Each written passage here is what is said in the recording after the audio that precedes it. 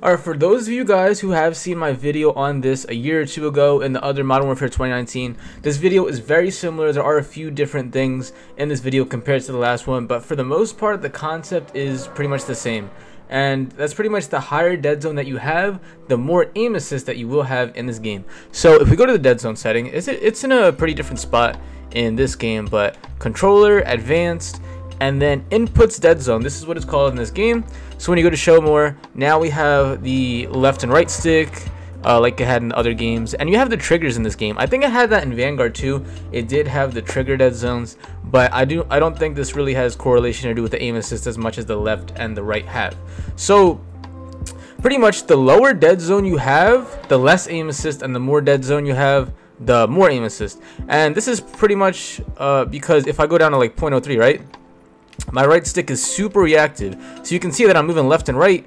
It takes a little bit of movement to the left and to the right to be able to look. Now this is very important because as you're moving left and right, let's just say you're aiming at somebody from far away, right? You're going to be able to react more in real speed, or just be able to react super fast, because you have to put a little bit of input to be able to control those super small micro adjustments. But the problem with that too is if you're locking onto somebody with the aim assist and it's slowing down, if you're making too many micro adjustments, then the aim assist can't lock on smoothly to the person, and then it's just going to start going into places that you don't want it to go. So if you have like a nice smoothing aim assist that goes down like that, and you have less input as you're going towards the target, that gives you a lot more aim assist.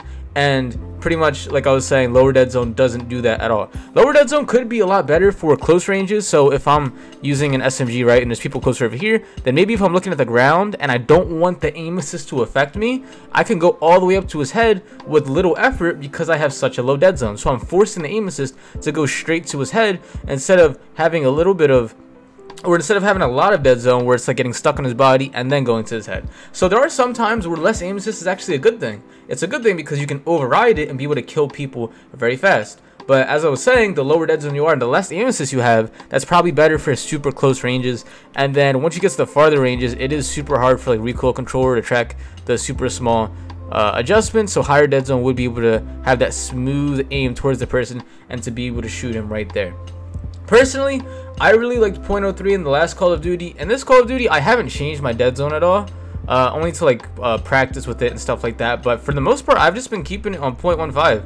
I haven't had any problems killing people. I could try to mess with it more and more to see what's the exact best for me, but I don't think in this game the dead zone is as crucial compared to the last game. The last game, if you weren't playing like 0.03 or 0.05, it felt impossible to kill somebody. But in this game, 0.15 has been working very well, and I haven't had any problem with it, not one bit. But a lot of you guys still would probably try like super high dead zone because you're like, oh, Facile, if high dead zone gives you more aim assist, I want the max aim assist I can have. And you can put it on there, yeah, but the problem with that too is if you're making super small adjustments, like I was saying, it's not going to register. And not only is this bad for your aim up close, but this is also bad for your movement. So if you're just like running and jumping out here, then your dead zone could lock on over here, and you could even see like it's super stuttery. So I can't make that nice smooth movement and to be able to aim at somebody. So even if you can get really good aim assist, it's still not going to be beneficial in that aspect. But you guys can definitely try it out for yourselves and see for yourselves that higher dead zone does give you more aim assist. And I already know a lot of people in the comments are going to be like, Facile, that's not what dead zone is used for at all. Dead zone is used for stick drift. I understand it's used for stick drift. Dead zone was meant for stick drift, but this aim assist thing is just another thing that was part of the process that didn't really affect it. It's like if there was a bug in the game, obviously the bug wasn't supposed to be in the game, but it still works, like slide canceling, right? Slide canceling in the other game, or even the new slide canceling that they have in this game. It's not supposed to be in the game. They didn't intend for it to be there, but it's there and it works and it's good. So this whole dead zone giving you more aim assist, probably nobody even cared or even thought it was going to be an issue or just in the game at all, but it is what it is, and it does exist. So even if people didn't intend for it to happen, it does exist, and you can see exactly for yourself. Now there's another thing I want to talk about when it comes to dead zones too, and it was pretty much later into the Modern Warfare 2019. It was a new feature which they have the maximum left stick and right stick.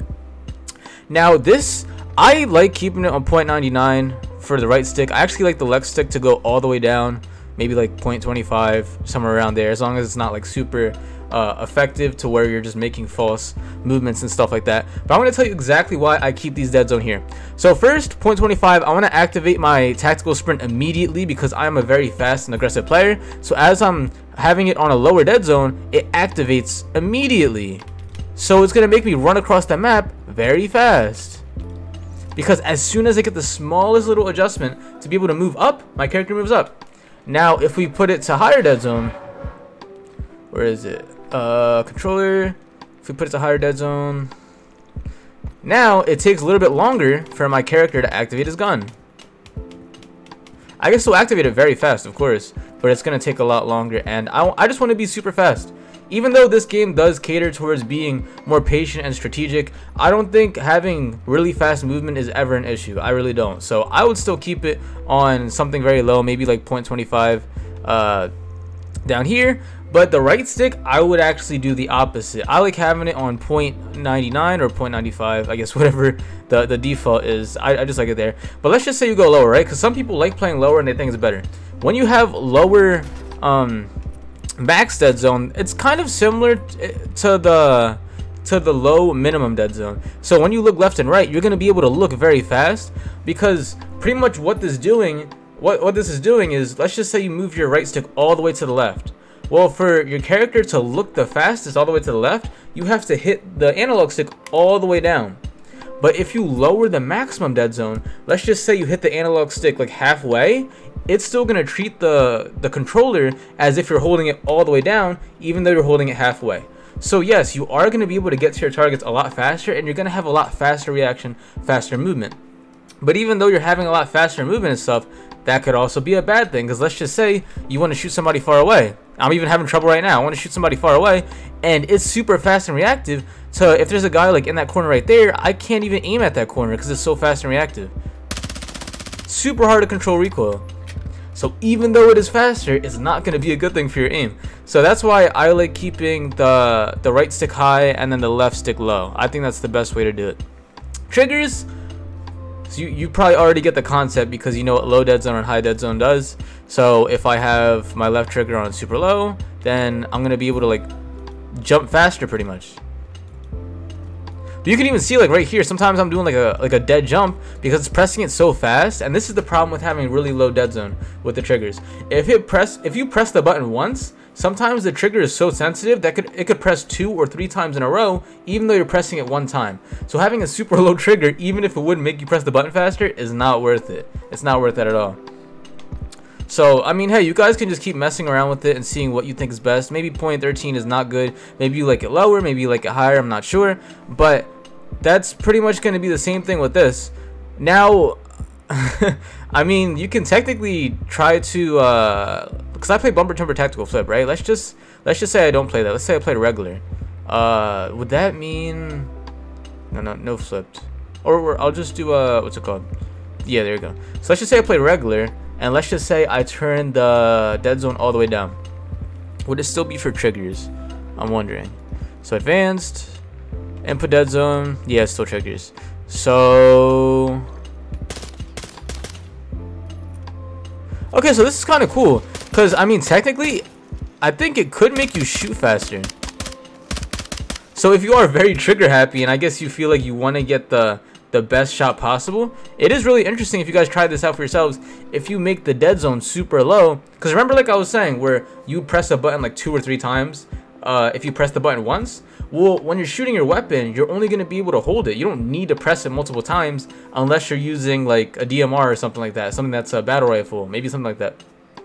But also, if you're using that gun, remember how I said if you press the button multiple times, or press the button one time, it's going to press it multiple times? Well, let's just say you have a gun where if you have to keep pressing it over and over and over, maybe if you keep pressing it like this, it's going to start pressing it even more because the thing is so sensitive. So that could actually be really good for semi-automatic weapons.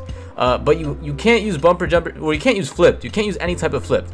I'm still going to play bumper jumper tactical flipped because I think it's the most comfortable for me, and I'd rather have that over faster triggers, because I do have digital triggers and things that already make it super fast. But that is also another thing that you guys could explore for yourselves, because I do think it's pretty cool. It's a pretty cool thing to think about, another customization feature, but I don't think it's gonna you know, make you get from 50 kills to 80 kills just because you changed that one setting. So you guys can definitely try these things for yourselves. This is pretty much everything I have to say about Deadzone, and you guys can, again, just try out different Deadzones for yourself. But at the end of the day, higher Deadzone does give you more aim assist when you are aiming compared to when you're using it for like your triggers or left stick. I don't think rotational aim assist is affected at all with the left stick, so if you guys are wondering about that, I don't think it has anything to do with that. But for the right stick, it does help with the Deadzone. We're gonna try like let's just say 0.05. I'll consider that a low Deadzone. Oh dang, nice this.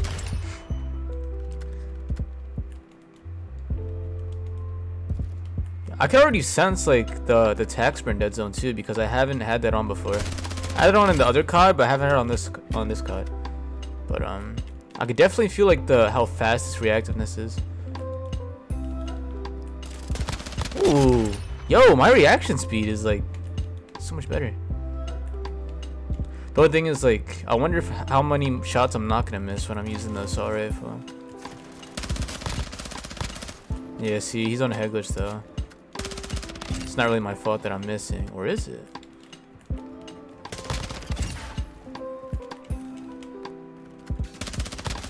Oh my gosh, I missed so many shots. Maybe it's just because I suck. Maybe it's not even that. Alright, so now let me pick up one of their guns. I got ammo for it.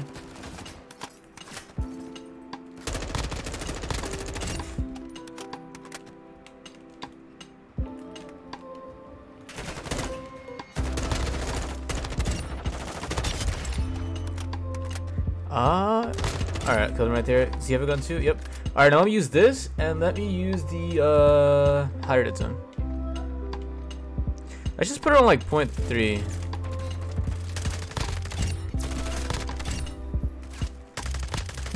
Oh. See, that was part of the choppiness I was talking about. Oh, heck no. Let's try this. Let's see if I can kill this guy over here. I centered onto him perfectly, but like the aim was just slightly off. Alright. I got my SMG back. Ooh.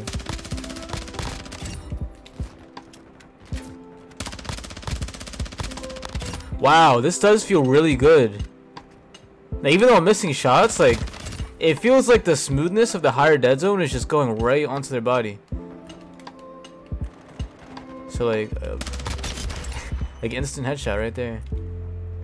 But the aim assist does smack on the high one. Wait, where? No!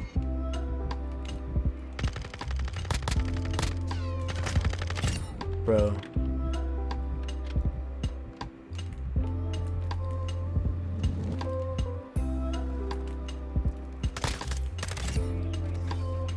Did I get it? I don't know if I got it. Juggernaut? What's the Juggernaut? Yee, I got it.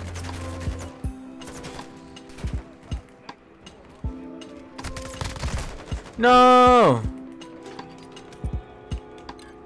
Oh, that's my first nuke in the custom game.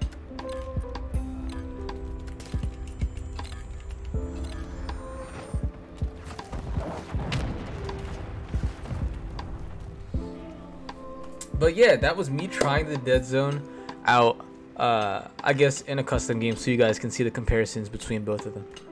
Under any video or live stream I should have my link tree available, so you guys could be able to check out all the other socials that I have right here, and then also my coaching services that I offer. And if you join the Discord below, you can be a part of our amazing community, and where we try to help others get better each and every day. And then there's just other people that you can go connect with and play with other great players if you are having trouble finding players on your own. So this is our Sense Community Discord, the main thing that I am most active on, and all my other socials are listed in this link tree.